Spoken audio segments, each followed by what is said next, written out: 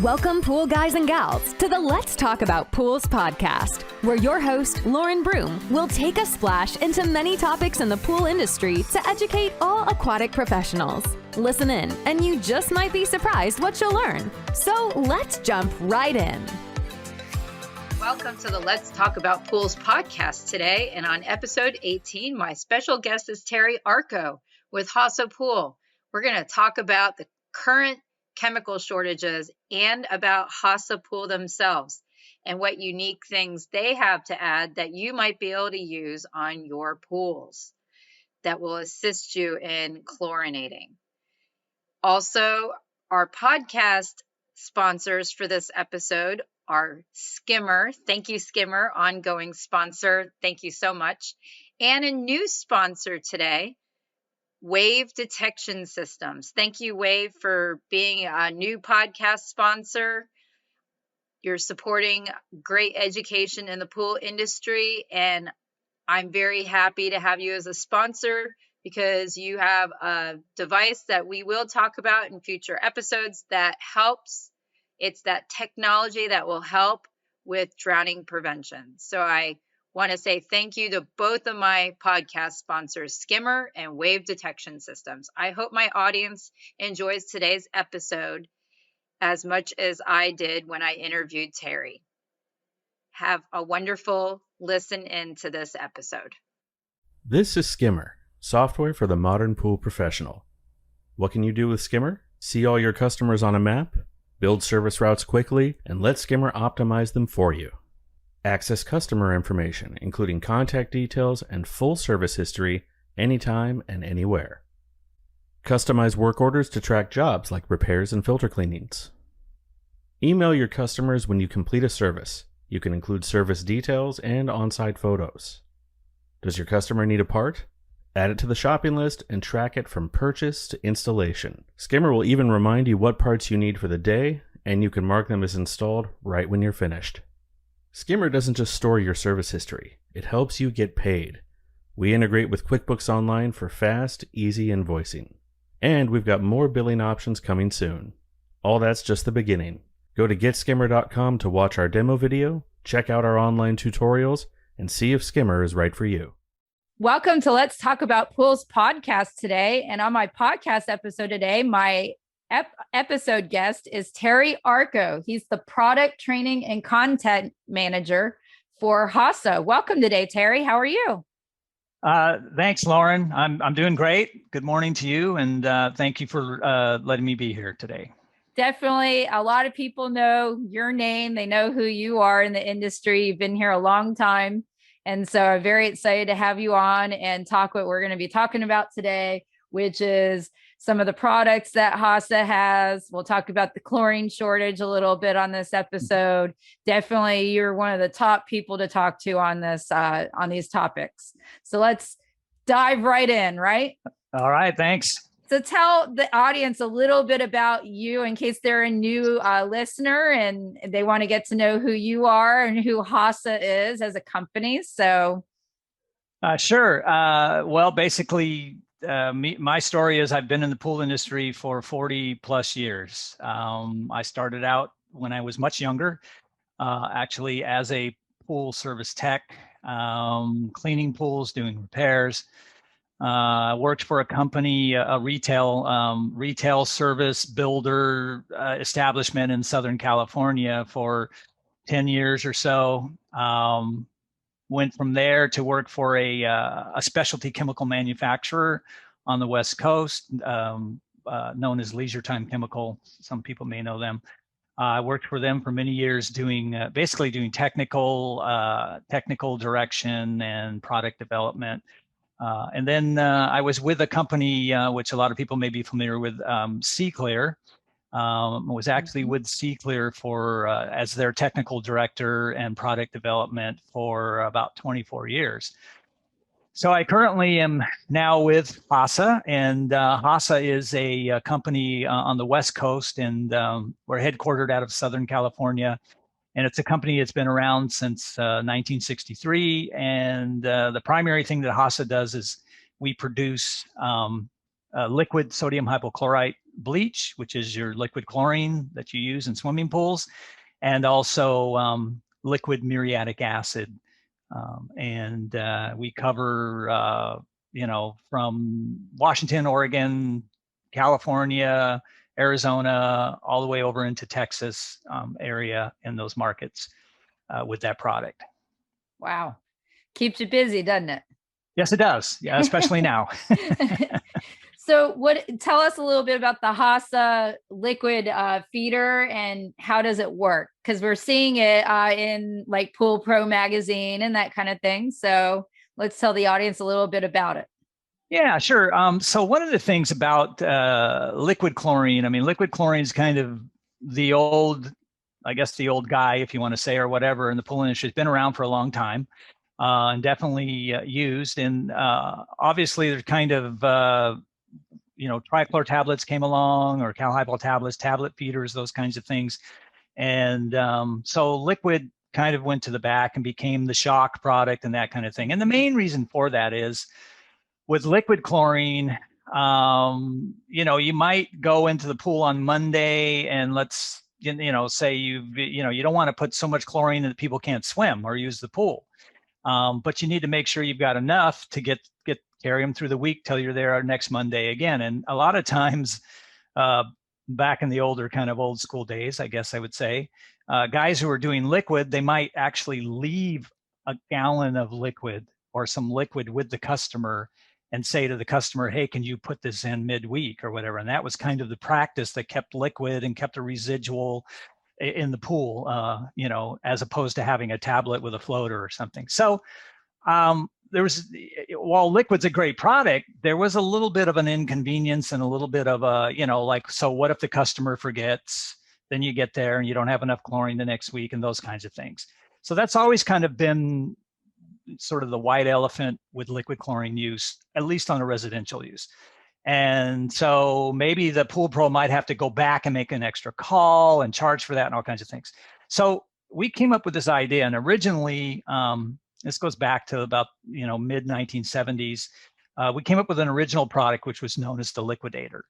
And so basically, what the Liquidator was it was just a container that you could put your liquid chlorine into the container, and then it had no electricity, nothing like that. It just basically was tied into the hydraulics of the system. So you put one in on the return on the pressure side, then another going to the suction side, and basically it drew water from the pool. That water would go into the unit and blend with the chlorine that's been added into the unit, and then you get a mix of pool water and the chlorine that you could adjust. There was an adjustment control and a flow valve and so forth on this unit.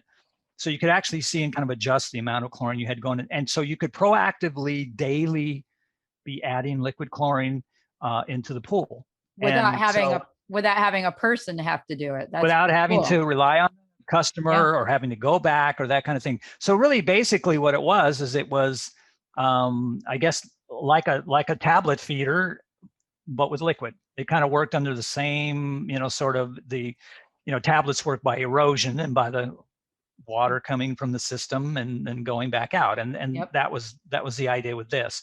So we had that unit many years, and it kind of was aged just in the look and kind of in some of the way that it worked.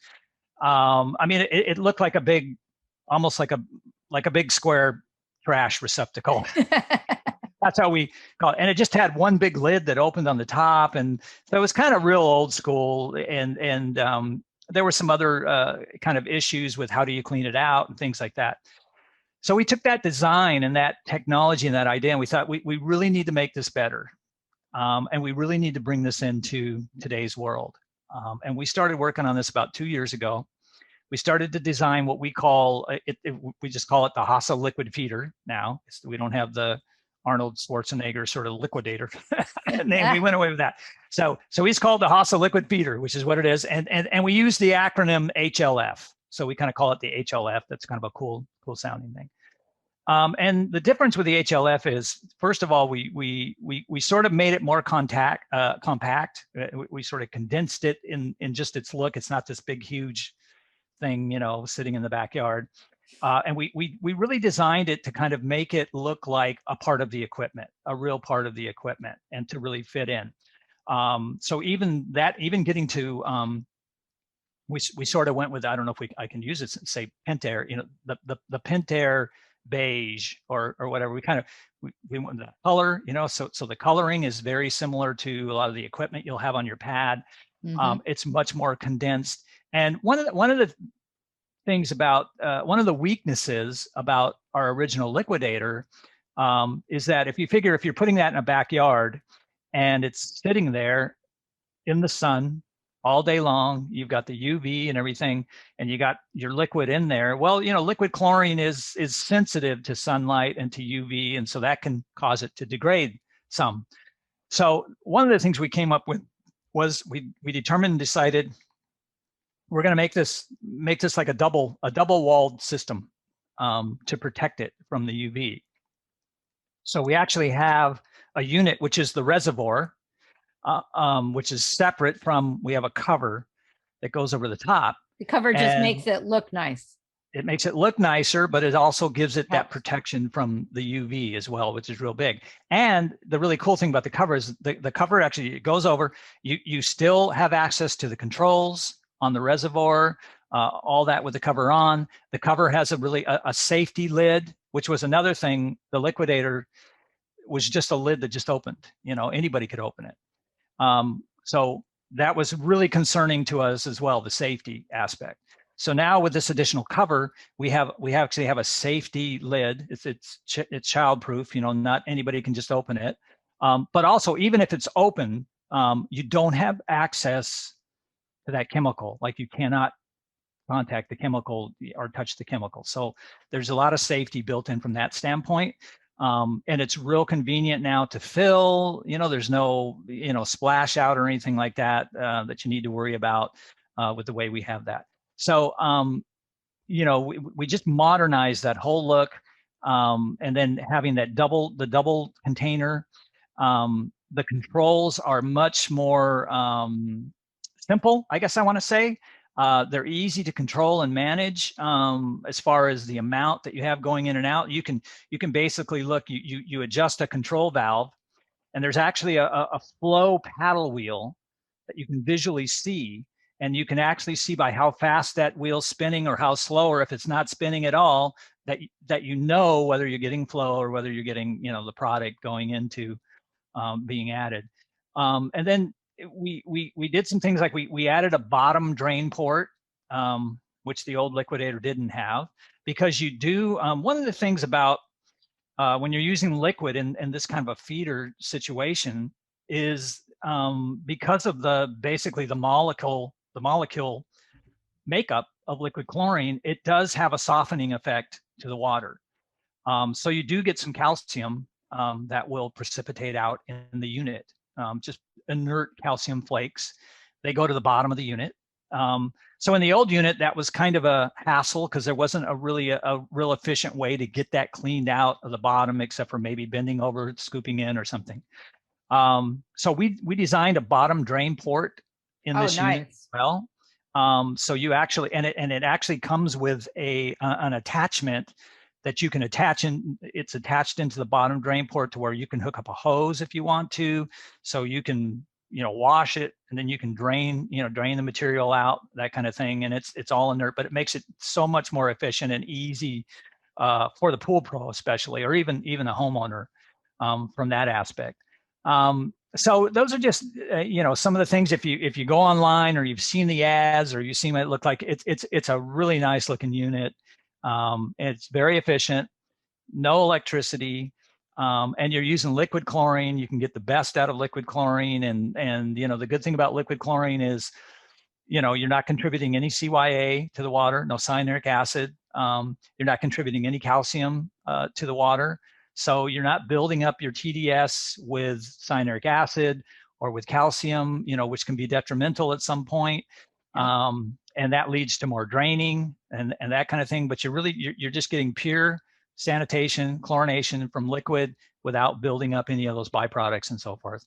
So it's a great delivery system for that. Yeah. And just on the residential market end, versus the chlorinate while you're there that one day and then you're not back for a week, the chlorine goes down very quickly, and they deal with the algae problems, because if they're only chlorinating when they're there, homeowner forgets to take that extra bottle of chlorine and add it during the week. There's nothing there for a whole week. I mean, hot summer day, that UV radiation can break down chlorine pretty quickly. Yep. So this is now adding it in increments. It's not proactively. Proactively adding increments of chlorine over the entire week between visits. So that's really going to maintain your disinfection levels at a plateau level, which is where you want. Yes. It's when it dips down that you start dealing with issues in the pool water when it comes to algae and recreational water illnesses and all that other stuff. So I see that as a definite benefit to the residential pool market, not having to deal with the cyanuric acid issues, and then also not the calcium issues, the calcium hardness going up from use a cal hypo. And we've had we put 20 plus or more test units way ahead of even the launch of this into pools with pool pros. And in every case, what we saw, and this was Southern Cal, Northern Cal, Arizona, and actually Arizona during the heat, 90, 100 degree heat, or even some places where it's cooler, like Northern Cal, or even in the Pacific Northwest. And the one factor we saw in everything was the ability to maintain a residual under varying temperatures and things like that. We had a test pool in Phoenix, Arizona area, no CYA in the pool. And we kind of did this purposely, and 90 degree plus weather and kids swimming daily in the pool. And we were able to maintain about a 3 to 4 ppm residual daily with this system. And it wasn't a problem. That's definitely a benefit. That's keeping it that plateau of a 3 to 4, and is, it's going to keep all the it's one of those factors to keep algae out of the pool, which is definitely something that I know our pool techs worry about, because it's what the homeowners are going to complain about the most. My pool's green. I got black spot algae. It's definitely not going to get them sick, but it's definitely not something that they want to go swimming in, and it doesn't look nice. So it's definitely probably the biggest complaint that they'll deal with. And I think, Lauren, and I always say this when I teach my classes and everything, that the chlorine is one of the best algaecides you can have. And, I think that the problem where we see sometimes where chlorine breaks out in a pool or whatever, at least I find, and on the residential end, a lot of times it's those trichlor pools where the cyanuric acid level has gotten to a point where actually you have to up the residual of chlorine you have in there. And a lot of times people don't realize that. So they're still back, 2 ppm or whatever it is, and they've got a cyanuric acid level of 100 or 150 or 200, where really, in order to keep that algae away and to effectively be sanitizing, they need a 7.5 to an 8 ppm or whatever, but no one's aware of that. And that's the beauty of liquid too, is that, you can put in beneficial cyanuric acid at 30 to 50 ppm, keep it there, and then you can sanitize proactively with your liquid, and everything's going to work, and you're not going to have those algae outbreaks. Yep. Sorry for the short intermission. I just want to say thank you to my other podcast sponsor, Wave Drowning Detection Systems. Please listen into their ad to learn more about their products that can help prevent drowning in your backyard pool or even a public pool. Thank you, Wave, for being a podcast sponsor. Finding it hard to keep up with the grandkids? Worried they're okay around your pool? Meet a better way to know if they're safe. Introducing the Wave W10. Safer swimming starts here. So we've talked about some of the benefits to the pool tech already. Is there any other benefits that we didn't mention to the pool tech using your liquid chlorine system? I mean, basically, I'm going to say one thing just to kind of back up a little. The unit is really easy to install. So anybody, even somebody like me, and I'm the most unmechanical person on the face of the earth, I could probably, in fact, I did an installation. I had somebody help me, but I did an installation. It took me 20 minutes. That's pretty fast for me. That's a definite benefit. That's definitely a benefit to the pool tech. Yeah. Time is a thing for them, big time. Absolutely. And I mean, I know some pool techs, like it 10, 15 minutes, they're putting these things in because we made it very easy to install. And when you get the unit, you basically have everything you need to install that unit. We have quick disconnect fittings that are just, boom, plug them in, you're done and you go. So very simple from that standpoint. And the unit is very cost effective. It's, for a pool tech, it's in the area of $150, somewhere like that. They can sell it for, $250, $300 or something. That's still much less than trying to put a chlorine generator or something else on there, or even a peristaltic system or something like that. So I think good cost savings and good, it's a good alternative to kind of give to your customers, at least residential customers, to say, hey, there's not a whole lot of money in this, but it's going to really help, the servicing of the pool and keeping the pool safe, keeping the water clean, keeping the water clear, which is what the customers really want. Yep. And I think overall, they want their water clear and they want it healthy. Yeah, and it's especially now in this kind of, I guess, maybe post-COVID world, everybody is so aware of this, and in the pool in particular. But the other thing I was going to say is cost per use, and certainly now there was a time where you could maybe say chlorine and trichlor were kind of neck and neck, or maybe even trichlor was a little more cost effective or whatever for various reasons. But certainly in the world we're in now, where you've had shortages, price increases, that has changed, dramatically. And when you also look at, this is the other thing too. I see when I talk to pool pros, and I say, you got to look at the hidden cost, trichlor, and then we teach this in CPO class, I believe, that trichlor has a low pH, and trichlor will lower the pH and it will lower the total alkalinity of your pool. And that's just something that's going to happen through use. And so what does that mean? It means you're going to have to add some sodium bicarb or some soda ash or something. You're going to have to be proactively or on that and managing that. So that's an extra cost that's involved. That is kind of one of those hidden costs, that guys don't factor in. The other thing is, we know that, especially now, it's very important to keep that CYA at 30 to 50 ppm, or you lose chlorine effectiveness. Well, and again, still today, the most efficient way to lower your CYA is you're going to have to remove some water. You're going to have to drain. There's an extra cost. There's extra labor. There's extra time.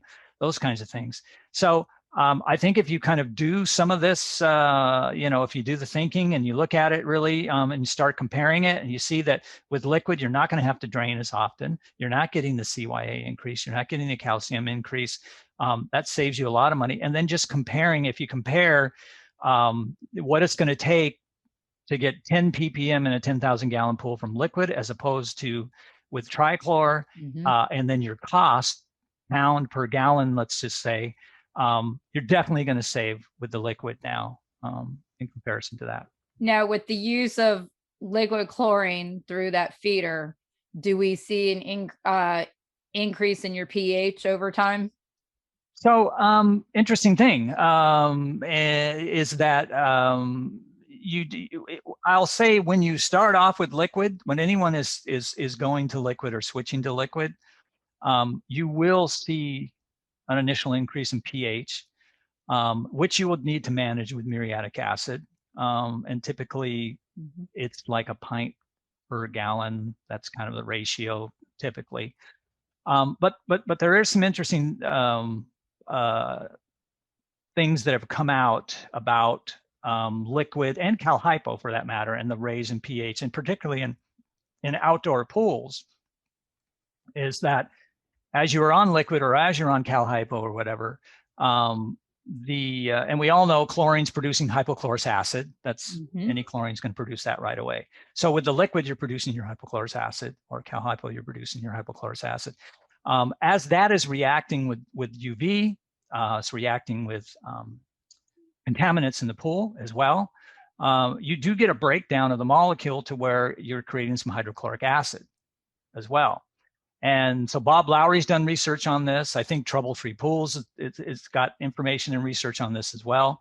That what you begin to see is as you're using that product, the hydrochloric acid from UV and contamination and breakdown is actually, it's in equilibrium to the caustic or the calcium or whatever that's coming that would cause the pH raise.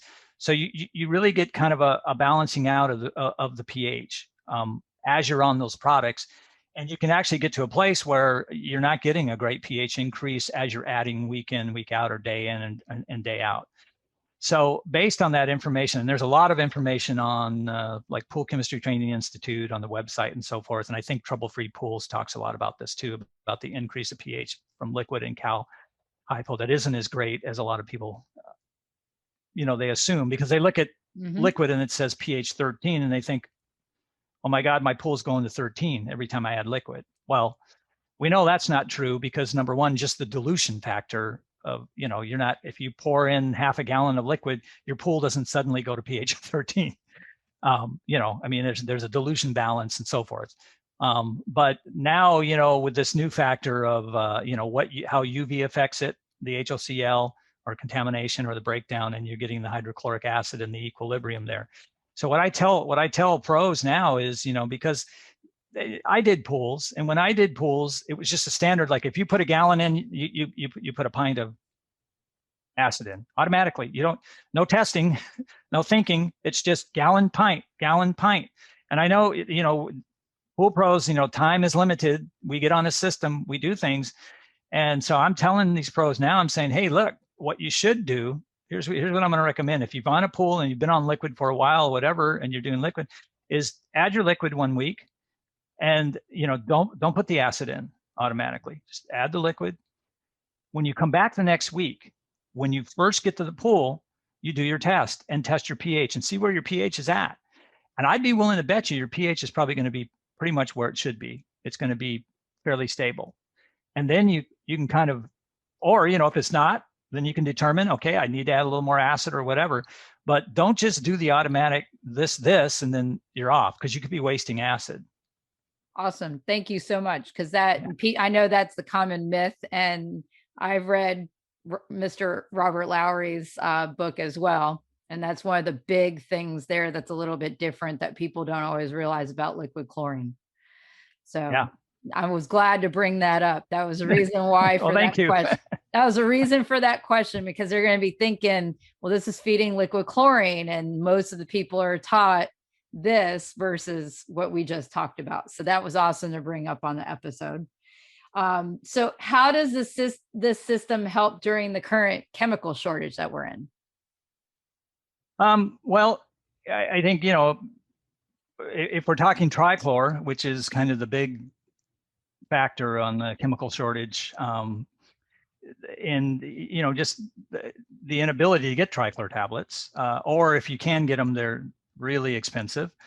So I think it can be very helpful from the standpoint of you have an alternative. And again, as I pointed out earlier, liquid can be somewhat a little bit clunky because of the delivery. It's how do I get enough in there, and how do I make sure during the middle of the week and all that. But it's a great product, and it's a product that's been around, well before trichlor and others, for disinfectant and sanitizing. So I think that this HLF unit helps because it kind of deals with all that. It gives you the ability to have the daily delivery. If you can't find trichlor, can't use trichlor.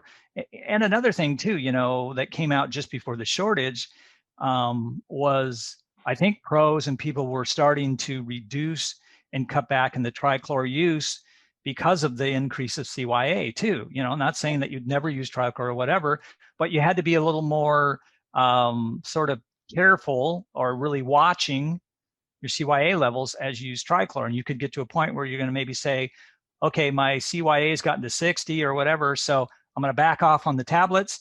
I'm going to use liquid. And so again, this is just a great way you can have delivery, and you can replace, some of the other alternatives that are out there. And the nice thing too, you're using that with your system, you're using liquid chlorine. No, it's not stabilized, no cyanuric acid in it. You want maybe 20 ppm or 30 ppm of cyanuric acid, go grab your granular cyanuric acid and throw it in, calculate how much to add. And as long as you don't have a major water loss in the pool, that level is going to stay stable in the water. And then you don't have to worry about it building up on you, and you don't have to worry about really losing it. And it's going to be there to help hold on to the, the chlorine and protect it. It's like sunscreen to your chlorine. So I think that's having that ability to control the cyanuric acid level on your own versus having a feeder that feeds it and feeds it and feeds it. And it just gets higher and higher and higher. That's what happens with the use of trichlor. Yes. So definitely with the liquid feed system, I'm seeing the positives here for pool techs, that you have control over your cyanuric acid. We're not saying be at 0, but we're saying be it at a good level, help the chlorine be protected. Yes. But we also don't have to drain our pool as often. But the system is also replacing I'm adding a gallon now and hoping the customer adds one in the middle of the week. And if they forget, and you worry about it, and how many customers you have that you're doing that how many are going to forget to do it in their busy work week and stuff, and their kids, that then you show up to that pool. And like you said, it affects them because this is a customer. They get upset because their pool looks the way it does. And it was really their fault for not adding their chlorine to the pool during the week, but they're not going to accept that it was their problem. It becomes the pool service tech's problem. Unfortunately. Sure. Unfortunately, even though you and I both know it's not. So this relieves that problem from happening, because they'll have feed during the week. How often does it feed? Is there a interval on it or anything? It's basically like that? It's you can set the unit, and it's all kind of based on how you set the unit with the amount, but it's basically feeding proactively 24/7. Okay. Depending on how you have the unit set. So if you have it set real low, it's obviously going to be much slower, but you can ramp it up. If you had a swim party or something and you're like, my chlorine level's down or whatever, I need to get some in there quick, turn it up, and it's going to obviously feed it in there faster. You can control basically the dose and the flow just by the control valve and by watching the flow paddle wheel and seeing how fast or slow that's going. So it literally is similar to an erosion feeder, except it's feeding liquid chlorine. You have that little valve that you can control the output rate, basically. Yep, and then you can do your test and you can determine. Awesome. So can you address the current status of the chlorine shortage pertaining to liquid and cal hypo? Yes, I can. Awesome. And this has become I guess one of my favorite subjects, or maybe not so favorite subjects lately. So we all know the big thing was the trichlor shortage. So when they had the fire at the factory in Louisiana and utterly destroyed, which was just really tragic. And there was a huge amount of trichlor on site that burnt. So immediately there was a fairly big disruption in the supply chain of trichlor. And then when you consider that plant was basically cranking out about 40 to maybe even 50% of the U.S. supply, that's a huge hole that was left. And so at the beginning of this all, it was trichlor, and that was an issue. And so when this all started, we were being a good alternative, liquid chlorine, and being a company that produces liquid chlorine, And we felt like, we had plenty of the molecule, that wasn't a problem, as long as we had salt, as long as we had water and some caustic, and we had bottles to put it in, there's no problem. So our initial trumpeting to the industry was, hey, okay, you can't get trichlor tablets, but there's still plenty of liquid, or cal hypo for that matter. So there's more than one way to chlorinate a pool. Stay calm, swim on, all those great positive messages, which were great for about 4 weeks. And then, it's the big convergence hit. And for liquid and for us at HASA, primarily, we had a major raw ingredient supplier just suddenly shut down. And we were already working, with a lot of high demand. I mean, the demand this year for any chemical has been much greater because of the increase in new pools, the increase in people using their pools, the staycation mentality, the whole thing going on. The demand was just incredible. And we were working to keep up with that demand, and we were doing it. But there was difficulties. There's difficulties with labor. There's difficulties with transport. Rail car shortages. Container shortages for trucks. Getting drivers. All these things have been a challenge. But we were working really hard and keeping up, kind of neck and neck with the demand, until we had this big shutdown of the raw ingredient. And then that was kind of, that was like the straw that sort of broke the proverbial camel's back, if you will. Yep. And made it very difficult to get supply. We kept working, we kept going, but we found that, again, that demand, that incredible demand, we just got to a place where it was a little difficult to keep up with. So HASA, from our standpoint, what we really wanted to make sure is that everybody that we dealt with, all of our customers, could at least get some chlorine.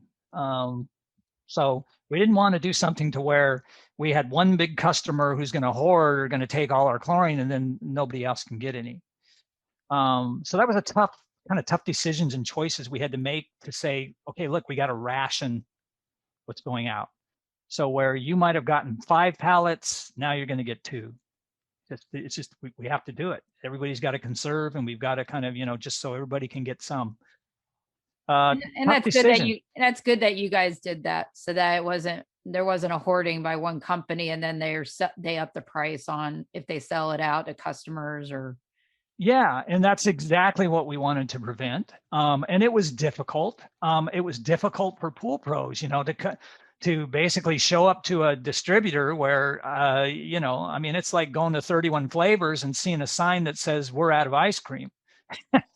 You go to the distributor and there's a sign that says no more chlorine, or it says, you're limited to 2 cases or whatever, and a big struggle, when you consider all of this took place like just a couple weeks before the 4th of July weekend, which is a big swimming weekend. That's the pool weekend. That's it for the summer, pretty much, right? That's the big one. And guys were struggling with getting enough sanitizer to put in the pools. And this wasn't just liquid, but this was trichlor. This was cal hypo, even shock, those kinds of things. So first of all, just, I'm an old pool pro. I did pools in Southern California for 10 years. And I can tell you, man, it hurt me. My heart hurt for these guys that were, they're on social media and they're like saying, what's up? What are we going to do? It's hot. We don't want our pools to go green. We can't get chlorine. In some cases, they couldn't get muriatic acid as well. So that was all a result of kind of that convergence. And the biggest part of that was that supplier of ours going down, but also some problems with the railroad, rail car shortages, those kinds of things taking longer. And then just keeping the labor going, keeping things safe from that standpoint with workers and so forth at our plants, all a big challenge. So the light at the end of the tunnel there is that, our raw ingredient supplier is slowly getting back up and going. Yay. Which is good. The one thing to consider though, and you can do your research on this, anybody can go online. If you just look up Westlake chloralkali, you'll see that that manufacturer, that plant actually supplies the raw ingredient or the chlorine for the drinking water and wastewater of many, many, many cities up and down the West Coast. So when they're getting back up and running, from the EPA standpoint, everything else, their priority yep. Drinking water is those cities and towns. Yeah, priority's got to be drinking water because it's what people are drinking. If you don't have the chlorine residual in it, you're gonna have people getting sick. Right, and so we kind of took second to that. So they're getting up and running, but their priority is, hey, we can't deal with you right now, HASA. We've got to address all these drinking water municipalities and so forth. That they're playing catch up. Yeah, trying to play catch up, but then they had to prioritize, which I'm glad that they thought about doing that. Yes. And so that's what's, because I get some people respond to me and going, well, I saw they're back up and operating. So why aren't you, and I'm like, okay, but they are, but it's a ramp up, and it's they don't just do everything at once. So the good news though, is that we're beginning to get more supply. We're working through the shortages, the labor, those kinds of things. The railroad, we can't really control. So we get frustrated because now where we've got the molecule and we've got the supply, we're dependent on these rail cars. And it's just like the other day at one of our plants, we're supposed to have 5 rail cars show up and only 3 show up. And it's like, we'll get the other 2 to you when we can. It's a wait and see thing. So a lot of this is going on, but the good news is, the molecule's there. We're getting supply. We're ramping back up. This July has been horrendous, but August is going to be better. And September is going to be really good. That sounds great. Yeah. And then just real quick on the Cal Hypo end, I know that there's been a little bit of disruption there. And again, the disruption there is not that they don't have any Cal Hypo. It's they can't get packaging, no packaging, plastic shortage, buckets. And so which is related to oil, really, because it's related to oil. You make plastic with the oil in there, and if there's a shortage of that, so it's like it's a domino effect. It could be a shortage in something else that's not related directly to our industry, but it makes something that has to do with it. And that's what we've got to understand is there's a lot of disruption right now, even warehouses where if you have people on a line working to assemble something or whatever, they've had to be spread out further apart for social distancing. So you can fit only so many people now versus how many you used to have. So you've got a lot less people in this warehouse now able during that COVID time period to even assemble things, put things together.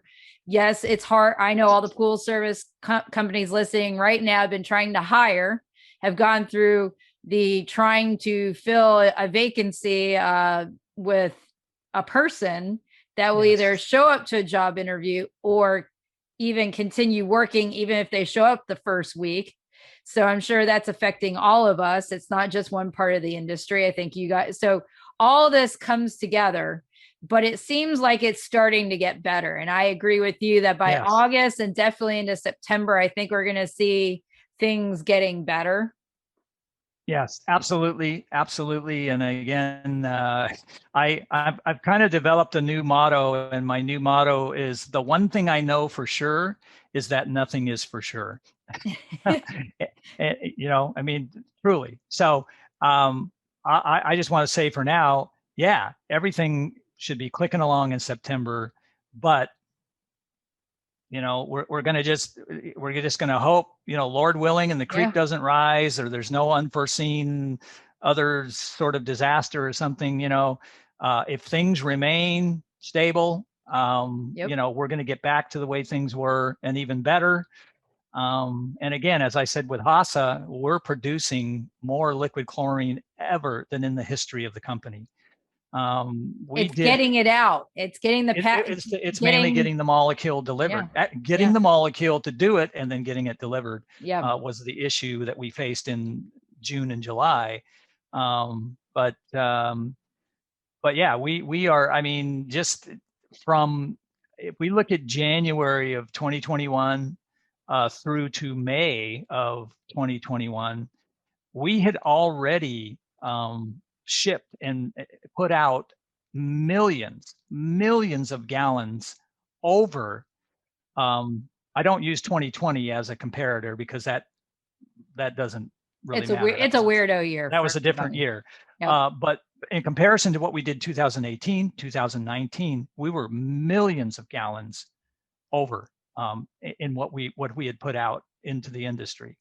So the demand and the production has been very high from our standpoint. And that has a lot to do with having more pool customers. Yes. You have more pools going in the ground right now. So there's more demand across the country. Housing market's up. People have equity in their house. Even if they didn't buy a new house or build a new house, they got a current house, they got equity, they pull it out, 50,000, 60,000, 70,000 put it in ground pool, whatever they decide to do. So how does a pool tech address if they're using Cal Hypo now? They've chosen that as their route because of the shortages. And how do they deal with like the rises in calcium hardness levels as a pool service tech from the use of Cal Hypo? Let's just talk a little bit about that use of Cal Hypo. Sure. And we know that basically with about every pound of Cal Hypo you use, you're going to get about an 8 ppm increase of calcium hardness in the pool. And, once that gets really high, that can become an issue with scale formation, particularly if you've got a pool with a heater. That's where you're really going to see calcium precipitate at high levels. It'll combine with carbon in the pool, and we all know that carbon is readily available in water, and so you get calcium carbonate and calcium carbonate scale. And really, the really only effective way that you're going to be able to lower that calcium is by draining some or all of the pool. Which puts us right back to the same thing as cyanuric acid that we were talking about earlier. So that's why I wanted to talk with you about this Cal, because I've seen the Cal Hypo push. There's a couple of feeders out there, erosion feeders for Cal Hypo that I've seen on the market. And I just want to make sure that the pool techs that are listening understand the ramifications of using Cal Hypo. On top of it, what being very dangerous, and hopefully they're very careful. How should they be careful on their truck with it when they're using it? Yeah, well, definitely for sure. As far as if you're transporting it on the truck, number one, you want to just make sure that it's in a very stable sealed container. That's one thing, because I can tell you just from some of my past experience, I've seen, guys that have the Cal Hypo shock or Cal Hypo tabs or whatever, and the buckets, the lid's cracked or something's happened, or the lid's not even on there. And that's a really, that's not a good situation, because when you consider that Cal Hypo is a class 3 oxidizer, and it is not compatible with any kind of organic material. And that even includes rainwater, or that even includes your perspiration. And I've heard stories of both. I've heard stories of where somebody had a container of Cal Hypo in the back of their truck and it started raining. And later on in the day, their bucket was smoking. And beginning to combust just because of the rainwater that got in an open bucket of Cal Hypo. I've also heard cases of where somebody's got an open bucket and their own perspiration has gone into the bucket and caused it to begin to combust. So you got to be really careful, make sure that your packaging is, is contained, it's sealed. And then where you store it in the truck, you want to keep it away from the liquids, things like that. So again, that transport is good. But also, since we're talking about this time where trichlor has been unavailable, so maybe somebody's going to say, well, okay, I need to get chlorine tablets. Go down to the store, or go to the distributor or whatever, and I need chlorine tablets. Well, we don't have trichlor, but here we have chlorine tablets. They're Cal Hypo tablets. Mm-hmm. But sometimes we don't. we just say, well, these are chlorine tablets. And then you have somebody who's going to go to a house where they've been on trichlor and they've got maybe an erosion feeder, or they've got a floater. They've had trichlor in there before, and they're like, oh, no, just drop these chlorine tablets into the chlorine feeder. Big mistake. Oh, yeah. Big mistake. You're going to cause an explosion or a fire. So let me just really state that trichlor and Cal Hypo do not mix. And it's very dangerous. And so you need to really know what you're using, look at the labels, look at the ingredients, and never, I say this about anything, never mix chemicals. You never mix chemicals together. Always start with something that's new, get a new floater, get a Cal Hypo feeder if you're going to go on Cal Hypo. Yep. Yeah. There's specific feeders just for Cal Hypo. And then most of the trichlor feeders are only for trichlor. Correct. And you'll look on the label right on the erosion feeder, and it'll tell you if it's for trichlor. Some of the trichlor ones can also feed bromine tablets. Some people that still out there use bromine. I know not a lot of us, but some still do in an erosion feeder. And those can be interchangeable if you clean it out and everything inside a feeder. But you just never want to mix with any kind of residue or any other chemical in there. So Very definitely dangerous. need to make sure that you're not just going down to your distributor, like you said, and they say call them chlorine tablets. Make sure you look at the label, and if it's Cal Hypo, because they didn't have trichlor and they gave it to you, you're not just dropping them in there. Definitely. Great discussion on that. I'm glad we brought that up. Yeah, absolutely. So what about like if a lot of our residential pools have pool spa combos with a spillway, and they heat that spa up a lot hotter than they do the pool. I know we talked about the pool being heated with Cal Hypo, but we're going to see a lot more calcium scale buildup depending on how much they use that spa. And over the spillway when they unisolate the spa and it's back connected to the pool, because you still get that hot water from the spa initially going over the spillway until there's uniform temperature again. So isn't that going to be where you're going to see higher areas of sure, absolutely, absolutely. And if you just consider the evaporation rate, the increase of evaporation rate in that spa. And even in that spillway, where it's going over, you're going to have a lot higher evaporation. You're moving that water into the atmosphere and over.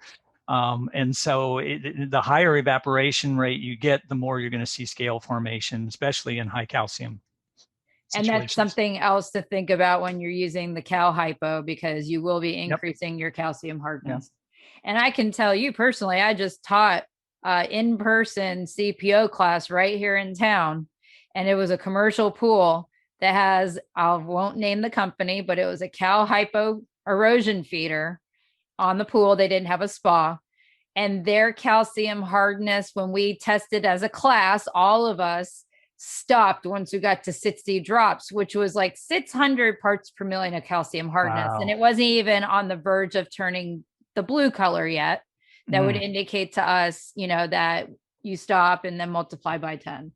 So obviously, when I talk to the two people that are taking care of the pool that were getting CPO certified finally, that work at the hotel, they did not realize that calcium hardness would build up with the use of Cal Hypo.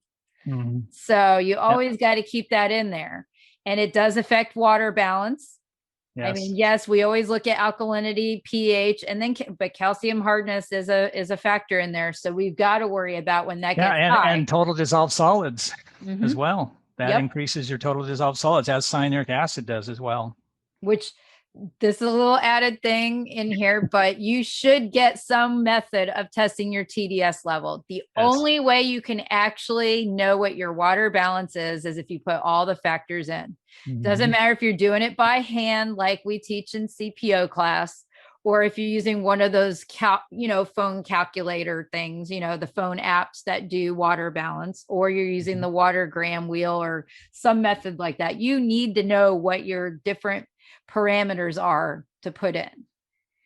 Absolutely. And I tell everyone I teach in CPO classes that I teach, not only do you need to know the total dissolved solid in your swimming pool water, you also need to know the total dissolved solids of your fill water.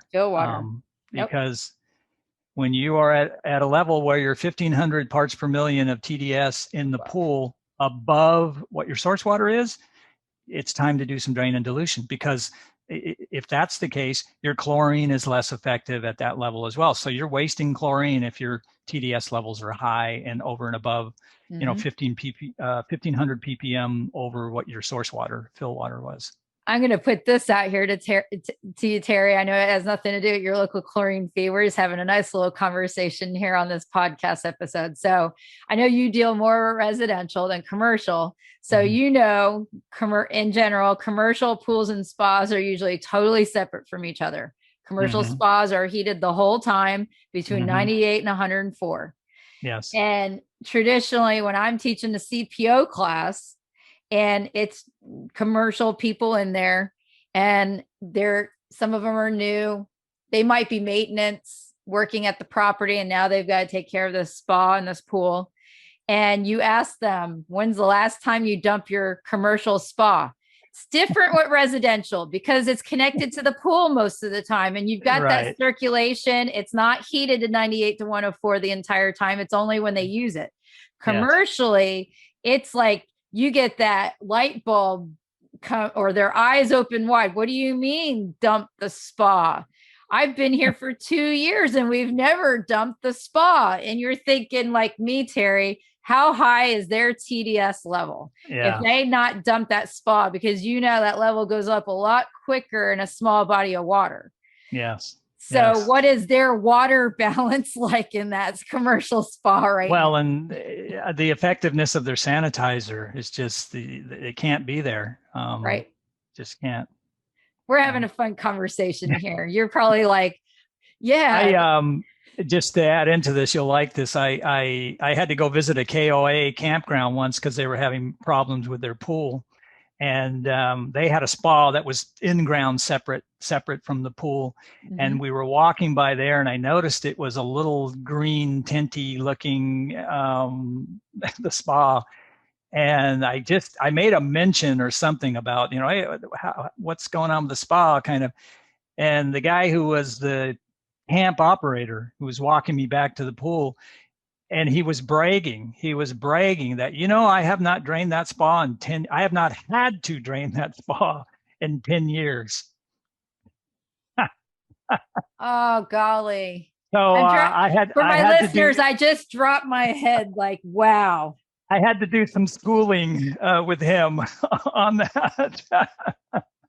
I wonder what type of heater he had there. He probably had poor water chemistry and stripped his heater elements. It sounds like and I'm sure that in 10 years there was an incredible amount of dilution and so forth, but he had not physically drained it in 10 years.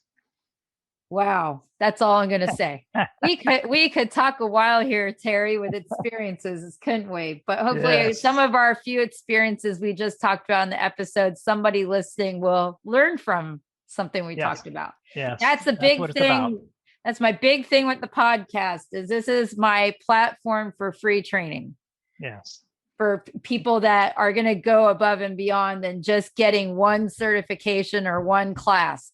You got to keep learning. Don't you agree, Terry? So absolutely. I'm still learning today. So Me too. The best instructors are the ones that keep wanting to learn and have an open mind to it. Do you learn from students sometimes? I learn from everyone. It's that's one of my mottos is you've got to learn from everyone you meet in this life, and that's what you do. Let's keep doing that.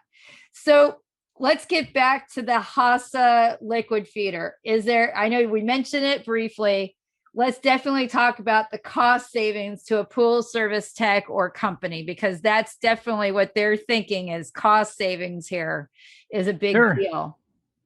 We, I mean, as I pointed out a little earlier, if you want to, in comparison to trichlor, there's hidden costs with trichlor, and the hidden costs are from, the fact that trichlor is acidic, so it will lower the pH and total alkalinity.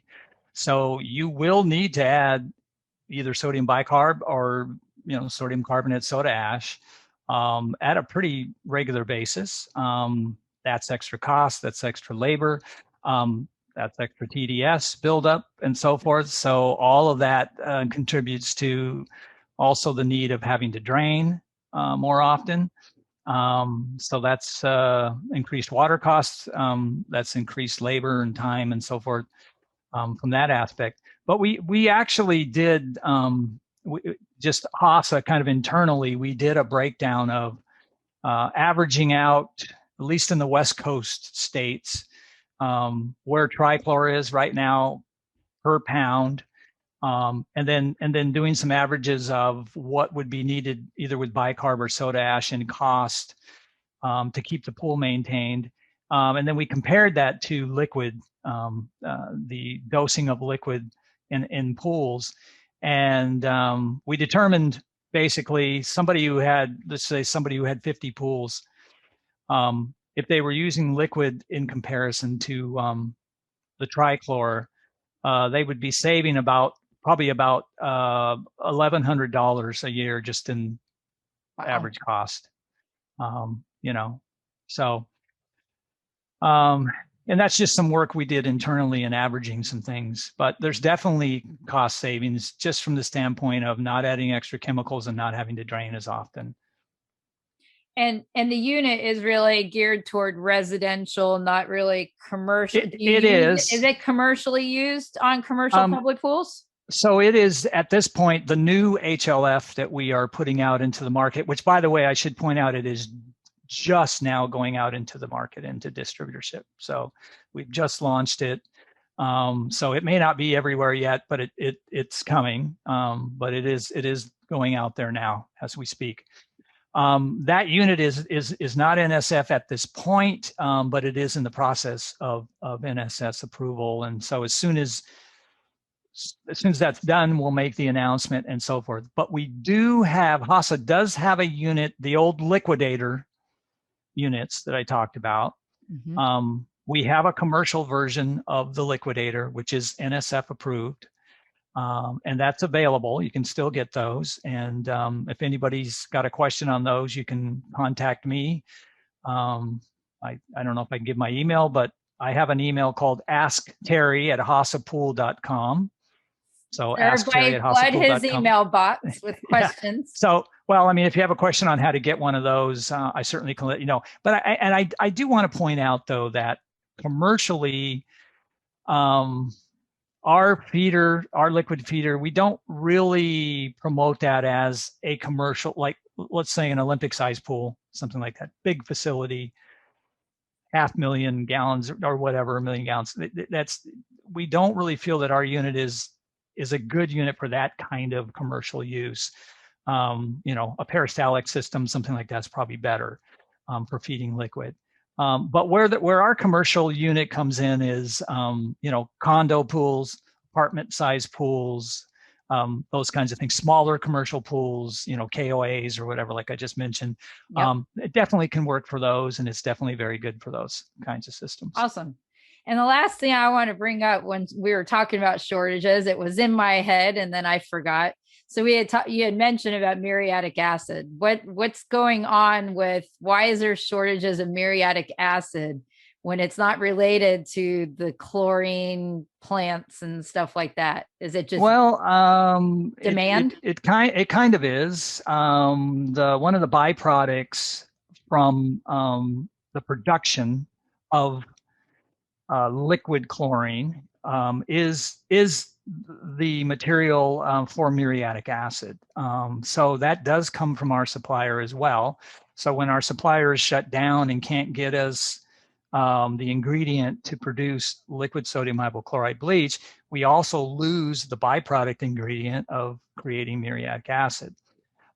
So that was one issue. The other issue is in some of the areas where we necessarily weren't affected by that plant shutdown, like some of our plants in Texas and Arizona and so forth. Again, it goes back to the railroad situation. We had some supply of muriatic acid that was extremely delayed in getting to our plants, and that backed us up. So that's that where makes that sense. I know people were probably thinking, because I've seen all the signs on the social media groups. No muriatic acid, no liquid chlorine, no cal hypo. It was no trichlor. They just have like a whole list of stuff they didn't have at the front. It's like that domino effect that you said. One thing goes down, and then there's a byproduct and something that affects that, and then so that goes down. It's tough. I mean, it's tough. It's really hurting. It's hurting us. It's going to get better. It's going to get better. But it is going to get better. Yes. Well, let's end with that, right? Yes. It's going to get better. It's going to get better. So thank you so much for being on my podcast today, Terry. It's been Thanks, Lauren. Wonderful conversation with you about so many different topics. Thank you. I really appreciate you having me, and I appreciate you giving me the chance to share some of the information on that. Thank you so much. You bet. Thank you. Thanks for diving in today with the Let's Talk About Pools podcast. Be sure to follow us on our YouTube channel or our Facebook page. And feel free to rate, subscribe, and leave a review wherever you listen to your podcasts so more aquatic professionals like you can learn about the show. We appreciate it, and we'll catch you in the next episode of the Let's Talk About Pools podcast.